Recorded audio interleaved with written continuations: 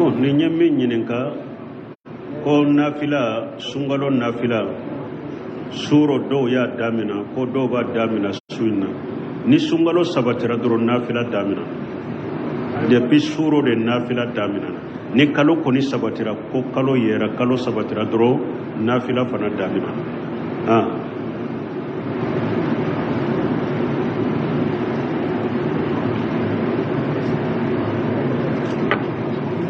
شكرا جزاك الله خيرا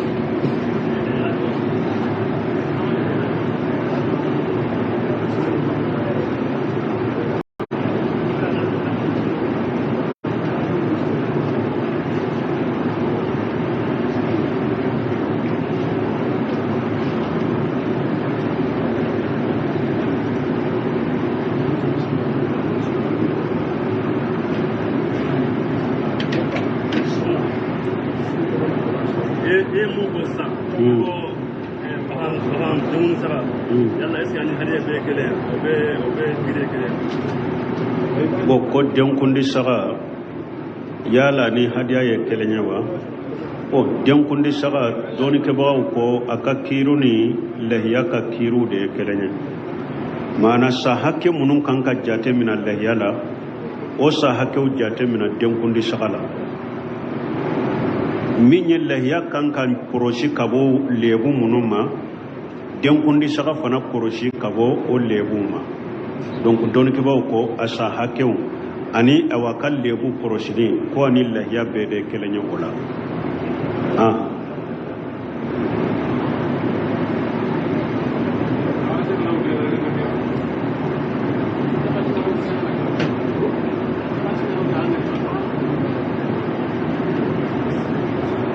ya nyininkalo ka dogo ni ala sonna kofe mogo ka nyininkali chaman be antu nyulu ta jo me ambena mogo kelen kan ni muro duma kofe mogo ka nyininkalo benona parce que nyininkali kacha ka bo kofe kateme amboloya ni ala sonna be mogo mimbe sabati ya be mogo kelen kan ni muro duma ugu ka nyininkali chuma nyininkali wakati ambu jabi ni ala sonna alayhi salam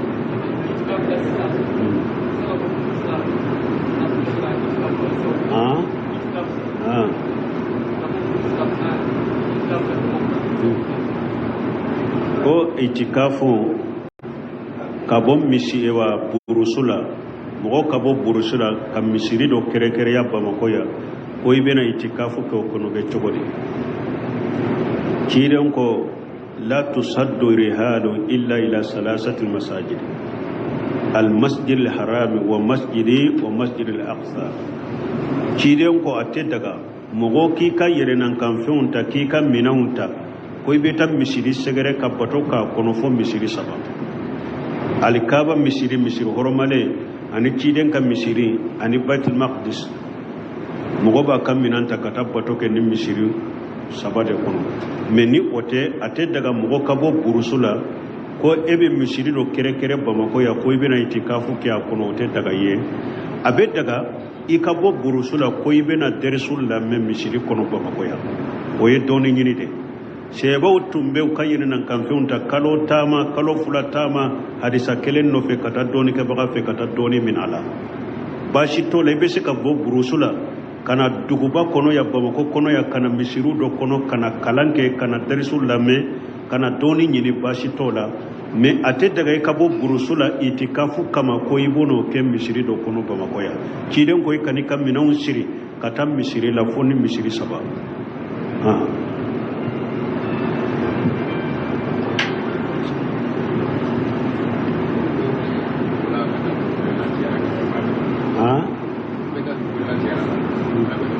jara suju bo ko mun be wuli dugula kata dugura kaburu jara la obe do akono wa obe do akono hadisa nyire la nyine wode la tasuddu rihal illa salasati masajid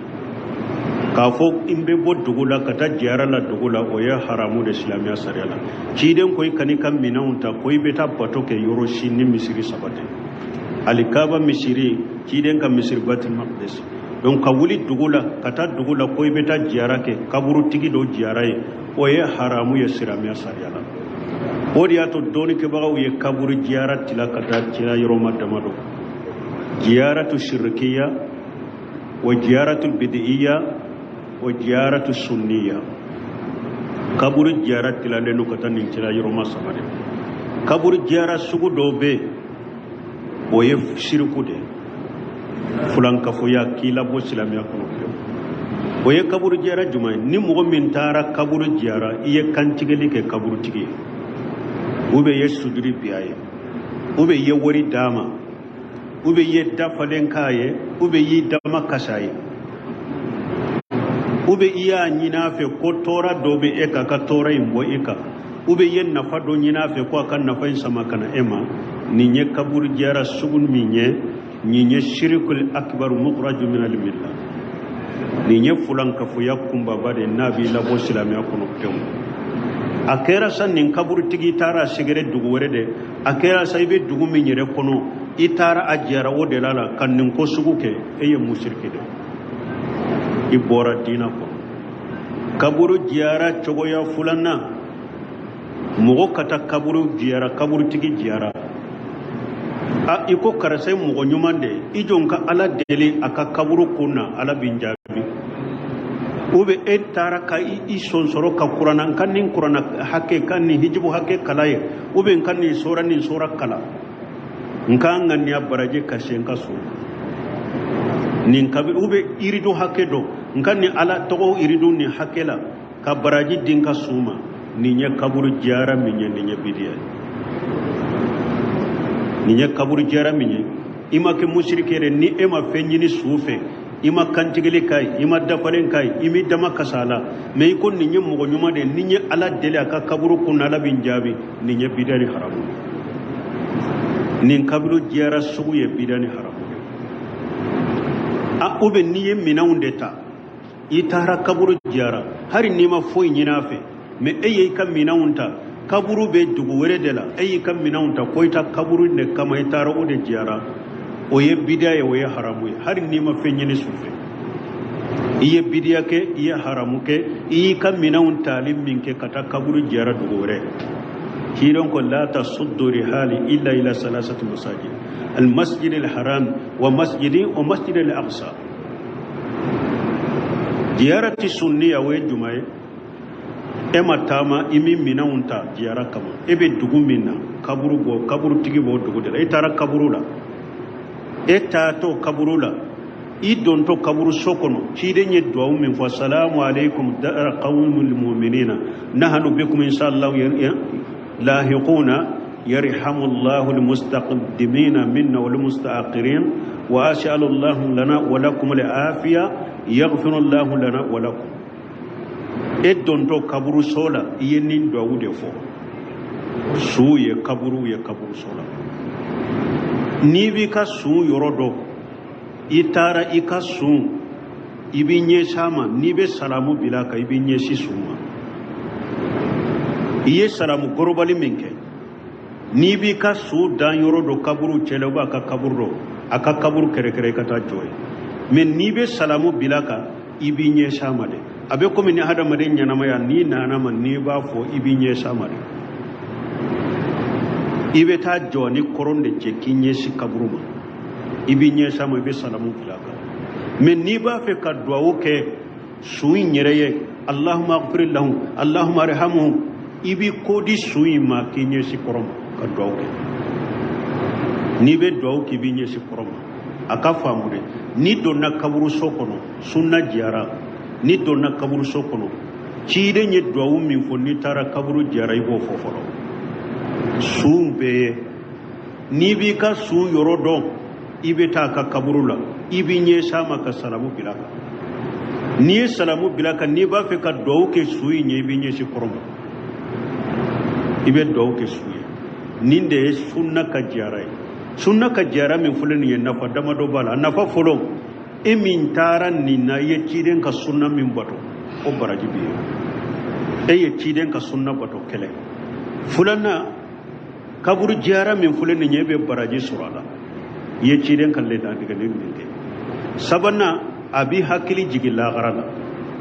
ciden kunti nyaw bali akanata su jara kaburu jara mesisa ayta bo kaburu la katu jara ba hakili jigi lagara na cogo do la ba ka hakili jigi sayala nin nafa sababe itugura ciden ko ka ciden ka sunna do nyanamaya fulan na ibe baraji soro ye ciden ka sunna minke sabanna be hakili jigi lagara nim baraji be nyanamaya su fanan nafa juman be suye eye duwawu munun kai ni ala yi ka duwawu jabaye o nafa be suka itara boy ka suluye foli min bilaka iye duwawu min kai ala be duwawu lasa su fana kan nafa yin donc sunna ka jara yin dinde e kan nafa bala su kan nafa bala me fulan ka fuya ka jara foi tala eyen nabi illa bos ni na ki labo silamiya konote fulan ka foya ka jara abe labo silamiya kono yere de e wate suna fa bidiya ka jara ebe junubu de soro iye haramu ke atese suna donc jara ni kalite sabade donc ki ka minaunta duguni dugun ko ebe ta kaburu jara o ye haramu o ye bidiya ni tara fenyini suke ka faraka ibora silamiya ko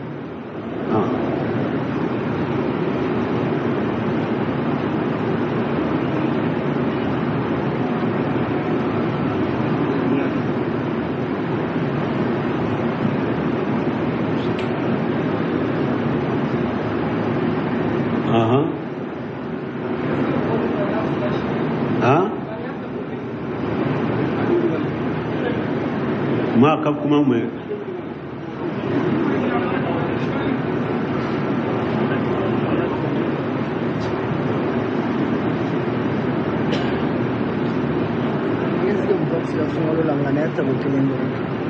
ko ale min yininka ko yala sungalon mume ebe se ka nganyanin ebe se ka be sunin nganya kelenyo ni kuma fula bala don kibaw don kuma do ko ni sungalo jora ni e ya ngania ko be sungalo imbesu ko ngania wasara ni tama masun tiga ibolo bana masun tiga ibolo ko ngania kele imbe wasake fokata sungalo ba don kibaw do yenni fo kuma fulana tigin uduko ayi fo suwo suika shine ngania ide ko pasike ciden ko la shiyama liman lam yabitu sha'iman ko ciden ko sunte mogo yede mogo min ni su konona na ni su ngani amashi ko ni hadisa ko so ko suwosu fo ini ngani akadade suwosu ko pasike sungalo fule dongo do be adamana bato de do ni tile be na drole banna don kura de be damina ko ola suwosu ko ka ngani ade men ni mogo min ye wasa kene kuma folo inye iye sungalo imbe ngania abi wasa me kuma sahale ani alihitiyatun min kisileno ani min ye kuma sahale suwo so ini ngania kashi ode kani ciden ka hadisa koso sunte mogo ye mogo min ni ima sungania ta sufelala ni nya hadisa sahale nye donc ko suwo so kan ngania men ngania fe moretew hadamani ni eyi suntige bi abin kono iyi ka suguri labbe iyi ka suguri sa abi kono imbe suguri duka so de ngani ayo su na bi dusukun kono ni suguri do wakati seram be wulinki ga suguri do ko de ngani ayo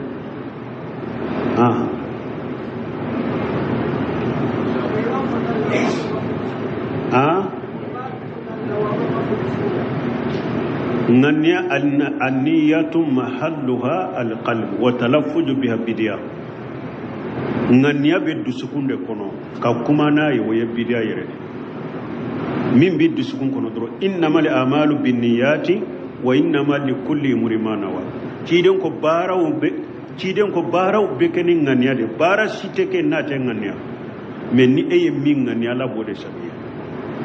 anniyatu mahalluha alqalb ngania aleka yoro e dusukunde kuma tekenai min bi dusukun kono dro la nyini min bi dusukun kono dro o de ngania e ki jija dro aka khalasi ala de me te kuma nai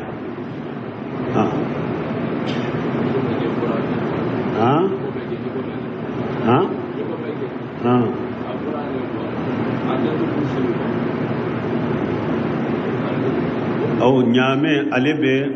akambe sogo de bafo ka kan sogo borande ni ke ka kan sogo nyogome nyame kambe sogo de alete da ka kan tigede ale be kan sogo da jole anya fo chogomi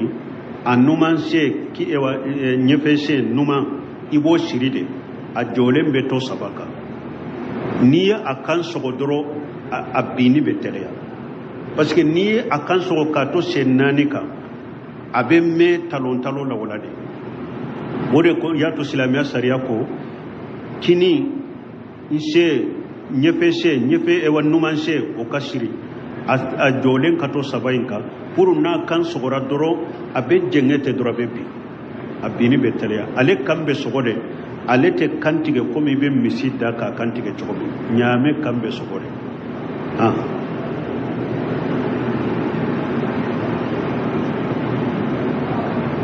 o kofe sungalo in konona la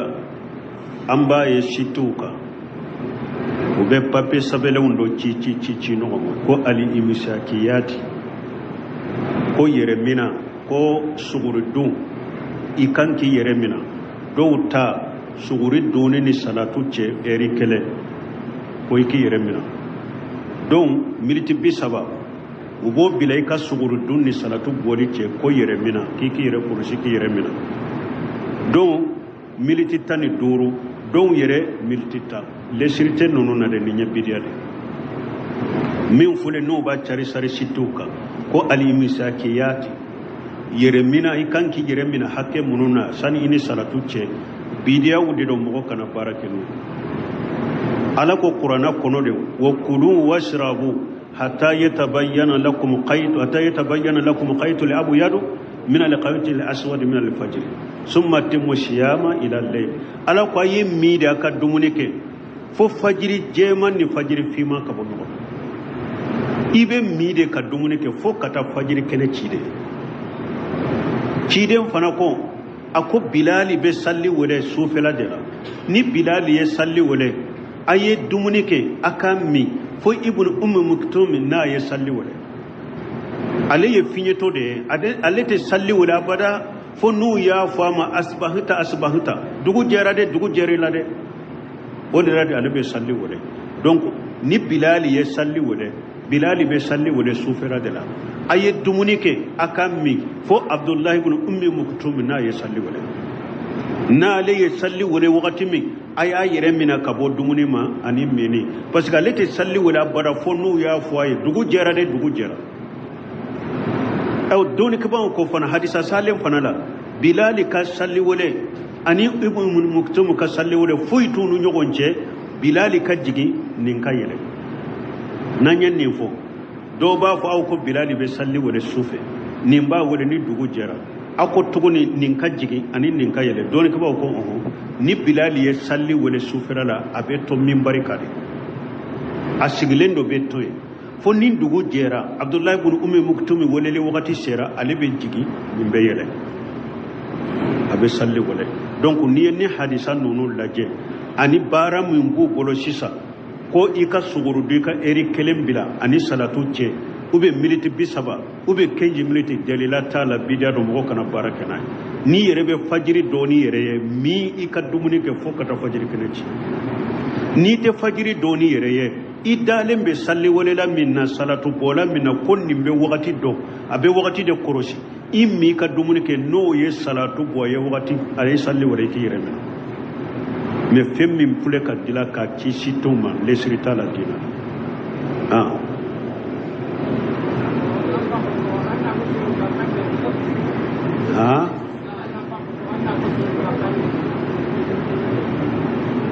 obegele yare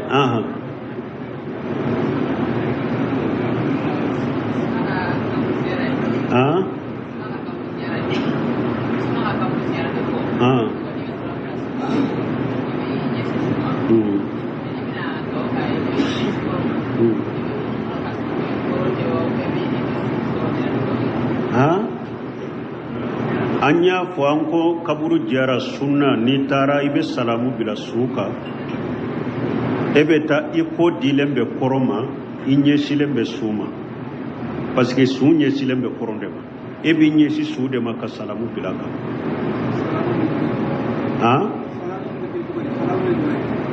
salamu yambe salamu min bila ñokon kadro comme anya fo don to kabru ko assalamu alaikum ahla diyar min al mu'minina assalamu alayka ya fulana iba to fo ka salamu bila kay ñe silen baba men ni be do ke bi ko di sude ma ki ko di kinye ci koronde ma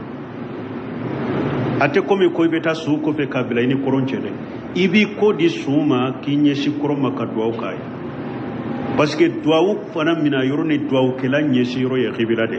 salli baga ani duawu kala e ñe ci baga ye korode suyin ka kaburu te kibila ye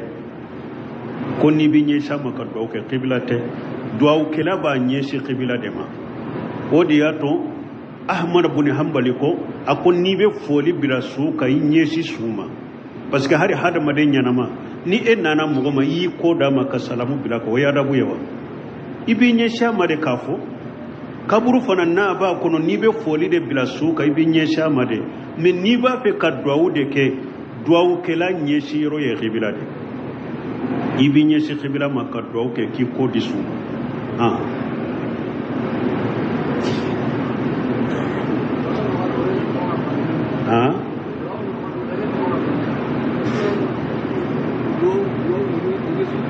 har ni ma togofo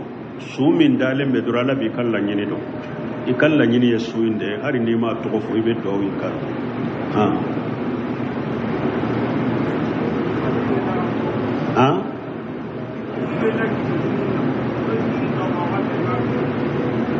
ma faamu comme nim man kam min tilo lanti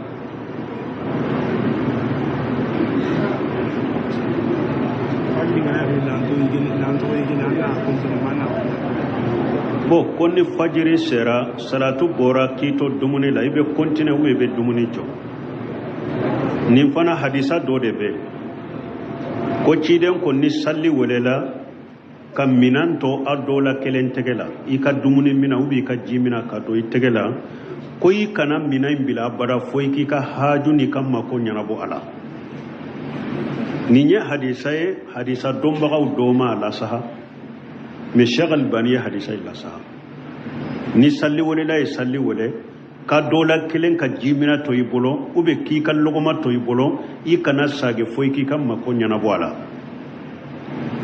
munun taranni hadisa no fe ulu baka ni salatu bora ka jimina to idadela ibake kam mi kanika minin tige ko i ka dafa na ye logoma min soro ibolo i kanika logoma in sage ka ubeta ni hadisa no fe me kuma sahalen to koye ni hadisa be Sheikh Abdul Muhsin Abadi kinto aka majlisi la yenni hadisa korofo akonni hadisa min fuleni nye ako hadama de ni be ke kodo damina na ibolo kinya marika kontine oka nogo yabe dima ola kateme ko mi mo damina ko iba damina kurai akonni hadisa la nyini yede logoma be edda kono salatu bola ye salatu damina nogo yabe kiye o logoma de ku iko ku ikano bo hadisa la nyini boyira a ube eye jido idala jimi bidda kono salatu bola ye salatu bo ko adagare ka o jide kunu me jiwore kana jikura wore tare ko hadisa la nyini to yira kana jikura wore kanota min bidda kono ibode kunu akera jia akera dumuni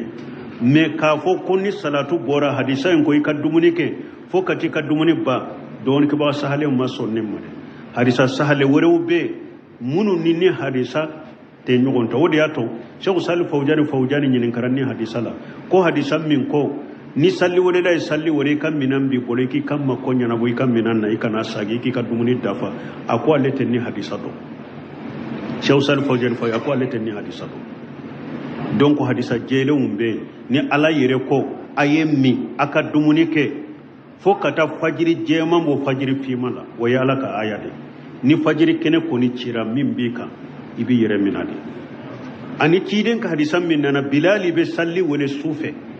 ni bilali ye salli wala ayed dumuni ka kammi fo ibnu immu muktum na ye salli wala aka yere mina parce que wote salli wala fo nuko dugu jera nunu de hadisa jele wala donc hadama de min jelendo ni salatu koni bora dumuni bila pew ni bi ka dumuni minan ka kana to dafa de ni jifilen bi bolo kana mini to dafa doni ke ba ko bali ni salatu bora dungunu min bi da kono apo ni hadisa min fulen ni kuma be hadisa ina hadisa jele munum be bilalika hadisa ni ugun muktum ta ani alaka aya barake nu uluye ni salatu bora doro hari ni dungunu min bi da kono pour ki yere kisi ihtiyata ki ka bato korosi aboy kana kono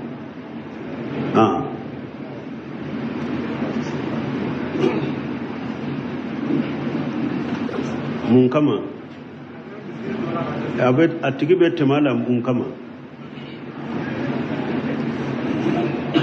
bo ko ka teme misiri la ka ta salli misiri la an yi ɲinin kali kɛ ka teme misiri la ka ta misiri la laɲini juman kama o n'a tigi laɲini ye komi sunkalo nafilaw filɛ dɔw b'a fɔ alimami dɔ kalankan ka di ne a kan kaɲi a kalankan ka di ne ni n taara ale fɛ salli ale fɛ o de salli bɛ ni mina o de bɛ ala ɲɛ siranya don dusukun kɔnɔ dɔɔni kibagaw ɲininkara nin na bon o ko i bɛ k'i min na misiri min bɛ alimami min bɛ ni defo t'a ka salli la a ka harafu fana defo t'u la e ka to i ka k'i misiri alimami kɔfɛ i ka salli a nɔfɛ o de ka ɲi mun kosɔn janko n'a y'a sɔrɔ e ye mɔgɔ ye i dɔɔnen dɔ i bonyalen de mɔgɔw bolo u bɛ bonya u b'u karama mɔgɔw b'u lajɛ ni e ye o alimami kɔfɛla salli bila mɔgɔw dɔw bɛ se ka si ka alimami la k'a fɔ n'i y'a ye karisa kɔni tɛ salli karisa kɔfɛ a bɛ taa salli yɔrɔ wɛrɛ i b'a sɔrɔ defo dɔ b'a la ou bien ni mɔgɔw bɛ e lajɛ mɔgɔ wɛrɛ ni a y'a sɔrɔ e ye mɔgɔ ye mɔgɔw fana bɛ e lajɛ dɛ n'i ye min kɛ u b'a ɲɔgɔnna kɛ parce que b'a dɔn e ye dɔɔnin kɛbaga de ou bien dalen b'i la e bɛ kɛ sababu ye mɔgɔ wɛrɛ bɛ ni alimami kɔfɛ salli bila e fana nɔfɛ a fana b'a kɔfɛ salli bila ka taa e nɔfɛ o min fana don fana mɔgɔ b'i jigi juguya ne e fana ye u b'a fɔ n'i y'a ye karisa kɔni tɛ salli karisa nɔfɛ i b'a sɔrɔ ko dɔ b'u cɛ o de y'a to a ma sɔn ka salli a kɔfɛ Sheikh Abdallah Bumbaji ko a ko nin tiɲɛlenw sababu la e bɛ k'i min kɔnɔ i ni misiri min ka surun a ka alimami defo t'a ka salli la defo t'a ka arafu la salli o kɔfɛ o de ka ɲi salli o kɔfɛ o de ka ɲi a ko mɛ ni mɔgɔ min fana ko ni n taara salli yɔrɔ wɛrɛ o de bɛ ala ɲɛ siranya d'i ma a ko i ka taa salli ye baasi t'o fana la mɛ n'a y'a sɔrɔ nin kɔfɛ sallibaliya i ni misiri min ka sɔrɔ a ka kɔfɛ sallibaliya tɛ na ni kasaraw dɔ ye e ye mɔgɔ senkulu ye tɛ i bɛ misiri kɔnɔ i tɛ misiri kɔnɔ mɔgɔ si ka jate t'i kan wala ni e ko e bɛ taa salli misiri wɛrɛ la ko alimami bɛ min ka kan ka ɲɛ a ka kalan ka ɲɛ baasi t'i kan o la mɛ ni e ye mɔgɔ kɔni ye i bɛ bɔ misiri min kɔrɔ e ye mɔgɔ ye i bɛ lajɛ de i bɛ kɔlɔsi de jate b'i kan e bɛ misiri min kɔrɔ e ka salli o kɔfɛ o de ka ɲi ka tɛmɛ i ka taa misiri wɛrɛ la Sheikh Salih Fawzani ɲininkara ni ɲɔgɔnna na min bɛ taa alimamiw bi a bɛ ni misiri kɔnɔ sini a bɛ ni misiri kɔnɔ a ko nin ye alimamiw kan nɛnɛbaga de ye a ko nin tigilamɔgɔ ye alimamiw kan nɛnɛbaga de ye sallibaga tɛ ale tɛ taa ala kan kama a tɛ taa salli kama a bɛ taa kanw de kama nin ye alimamiw ka kan nɛnɛbaga de ye min ka ɲi i ni misiri min ka surun defo t'a ka salli la defo t'a ka akida la biriya fanfɛla la sirikuya fanfɛla la defo t'a ka harafu la salli o kɔfɛ i ko o jama caya o de ka ɲi ka tɛmɛ i ka bɔ o kɔfɛ ko bɛ taa misiri wɛrɛ la bon n'a y'a sɔrɔ i bɛ tɛmɛ ni bidiya de b'a bolo ou bien a ka akida defo bɛ akida de la ou bien bidiya de b'a bolo baasi tɛ ka o la dɛ a bɛ wajibi ka yɛrɛ ni lahala bɛ alimami bolo lahala min b'a to n'a salli tɛ saha a bɛ wajibi ka yɛrɛ i ka tɛmɛ kan i ka taa salli yɔrɔ wɛrɛ i ka salli bɛ saha yɔrɔ min sere gotire France wa wudawar bi halle a talla ma kulle ma kulle yan ko te ara kulle da kulle ko propose ay me la ba di ramu to ni na no ma lo be hari ci dabari antiga to ana gotire anti esen ko ko de itambe ko fasuma ni ma kulle da kenti in golle no ma yana golle da kana kita ina golle ngara ni ma la ni golle ma dena bon ko do e ɲininkali bɔ faransi kana ko ale bɛ faransi be ka bara yoro de nyini ka bara ke ko gele yara ka mena ama bara yoro so ko ale bara yoro do soro uya wole ko atala u bara yoro laje aya soro ko haramu yere unde be ko haramu yale ulu de be le sogo ulu de be fere ulu de be bara yoro la ko ale doni ka ba do nyini ka ko doni ka ba ko na ama bara soro ka bara ke o haramu yoro ina sana ka bara soro na ye bara soro wakati mi abe yoro imbila bon ni doni ke ba ye nin jabu min di nin te jabu sahalenye ni eko ko haramu be yoro mi ale ka bara ke o na ye halala bara soro wakati mana boye ashi hakke be bolo saya bena ma wakati mi ane hakke be bolo e bodo wa eto do ala ko qur'ana kono de man yattaqillaha yaj'al Allahu makhrajan wa yarzuquhu min haythu la yahtasib wa man yatawakkal ala Allah fa huwa hasbuh ala ko ni mo mi sirana ne alanye ka ko to ne ala ka alanye siranya de kama ko korolila chogo ne ala be boda dima ko korolila chogo ne ala be boda dima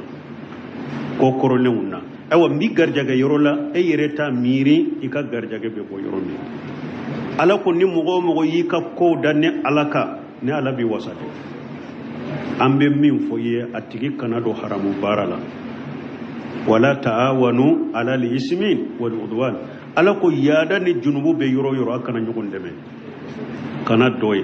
ko to ala bolo ka ko da ala kai ka sir alanye ciden ko man taraka shay'an lillahi awadahu Allahu khayran minha akoni mugo finwo fenniya toy ala de kama ala ba falenye fenye min kausa e min toy donc yi kanado haramu barala ka haramu nafulu nyini koy bi yere balonay Abubakar Siddiq aka jommi nyaaya bila tile kuna beta barake na yemmi sura bena dama dondola anana Abubakar Siddiq ani fendo di na ana ka da Abubakar ma ya do ama nyafa Abubakar fana ma nyininka ako Abubakar ma eye min du si sai ba do ako neta do mundo ako kan neto jahiliya la ntum be kolon fili de ke kala jeli ke mo ye ntum te sey rede men ntum ba ke ugo go gunsara kinto jahiliya la nye kolon fili ke mo do de ye nka juru tora la masara bi no de benna ayenka juru inde mo fule ko de Abubakar Siddiq ya bolo ka kan kono ka fono e uko Abubakar ibi ka kono na feumbe bonninde kama wa akon na ya soro nin te bonne kono fo nugo de ka bo anofe bin nugo de bo anofe ate tonne kono ne ya me alaka cidema ako fari kolo na afalela ni haramu da balola haramu de la ta suma de kakano janini yalla haram atotenne kono mba bode hari na ma bo fonno don ka bo no bo no Abubakar ya be fono ka be bo donc don ka bawo ye fatawa min keye ni nya katawde i kanado haramu barala ala mine ka sira ala nya ala be boda dima subhanakallahumma rabbana bihamdika ashhadu an la ilaha illa anta astaghfiruka wa atubu ilayk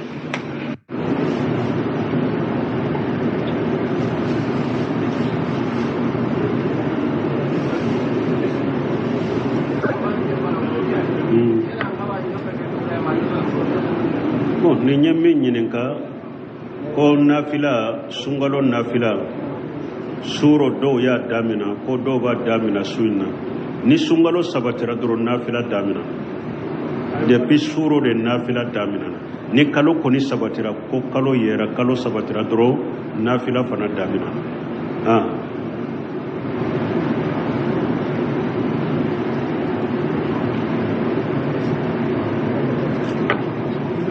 شكرا جزاك الله خيرا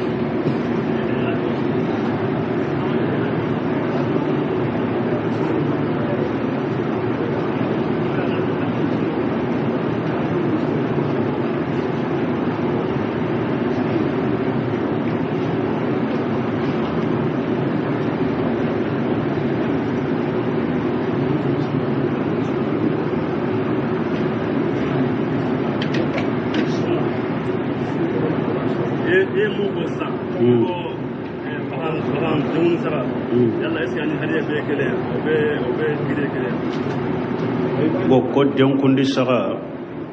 yala ni hadiya ye kelenya wa o denkundi saga doni ke bawo ko aka kiru ni lahiya ka kiru de kelenya mana sa hakke munun kan ka jate min lahiya la o sa hakke jate min denkundi saga la min ye lahiya kan kan koroshi kabo lebu munun ma denkundi saga fana koroshi kabo o lebu ma donc doni ke bawo ko asa hakke ani awakal lebu koroshini ko ani lahiya be de kelenya ola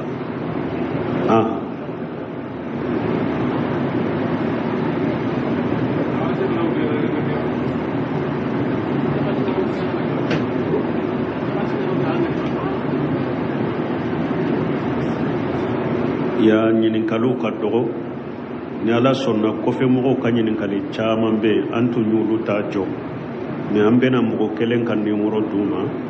kofe mogo ka ñininkalu benona parce que ñininkali kacca ka bo kofe ka teme an boloya ni ala sonna an be mogo min be sabati an be mogo kelen ka numéro duma ugu ka ñininkali cuma ñininkali wakati an bo jaabi ni ala sonna alayhi salam